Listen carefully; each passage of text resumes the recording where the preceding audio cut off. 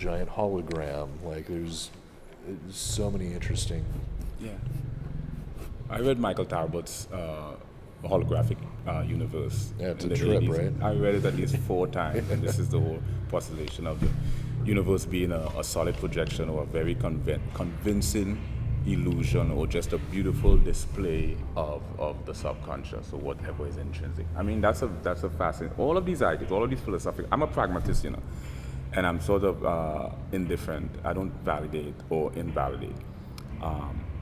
Here's a discussion. Let's look at it objectively and subjectively. There you have it, folks. My depiction of a butterfly. Yeah.